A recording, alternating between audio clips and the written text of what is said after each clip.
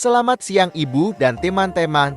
Semuanya pada presentasi kali ini, saya akan membahas tentang proses belajar, yang dimana ada 3 poin penting yang perlu kita bahas hari ini. 1. Definisi belajar dan teori-teori belajar. 2. Kesulitan belajar learning difficulty. 3. Gaya belajar learning styles. 1. Definisi belajar. Belajar adalah proses perubahan yang relatif permanen dalam perilaku atau pengetahuan seseorang yang terjadi melalui pengalaman atau latihan. Proses ini melibatkan interaksi aktif antara individu dan lingkungan, di mana pengetahuan baru diperoleh, diubah, atau diperbaiki. Beberapa poin penting dalam definisi belajar. Yang pertama ada proses. 1. Berkelanjutan. Belajar bukanlah kejadian satu kali, melainkan proses yang terus-menerus sepanjang hidup. Individu belajar dari pengalaman sehari-hari, baik di dalam maupun di luar lingkungan formal, seperti di sekolah. 2. Perubahan perilaku. Belajar biasanya ditandai oleh perubahan dalam cara berpikir, merasa, atau bertindak seseorang. Ini bisa berarti mengembangkan keterampilan baru, memecahkan masalah, atau mengubah pandangan hidup. Berikut adalah teori-teori belajar. Teori belajar behaviorisme. Teori ini menekankan bahwa belajar adalah perubahan perilaku yang dapat diamati dan terjadi melalui penguatan dan hukuman. Kognitivisme menekankan pentingnya proses mental dalam belajar, seperti pemahaman, ingatan, dan pemecahan masalah. Konstruktivisme menggambarkan belajar sebagai proses aktif di mana individu membangun pemahaman mereka sendiri berdasarkan pengalaman dan pengetahuan sebelumnya.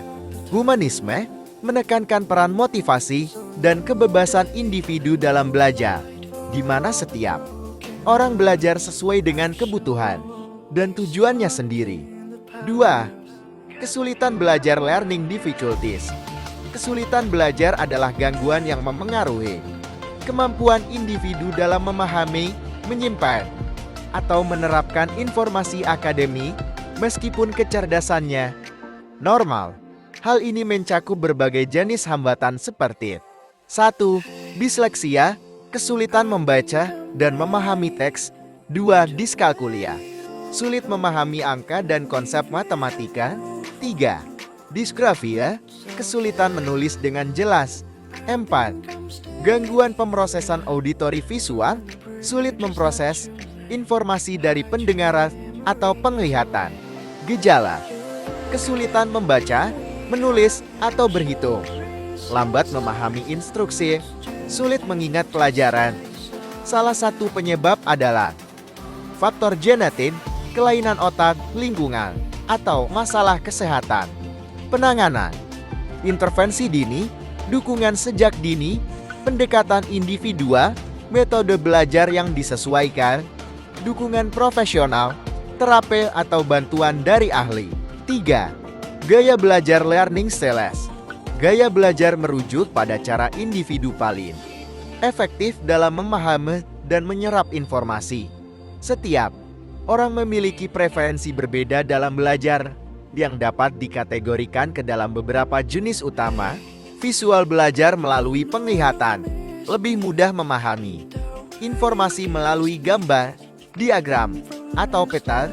Auditori belajar melalui pendengaran, menyerap informasi dengan baik melalui mendengarkan ceramah, diskusi, atau rekaman suara.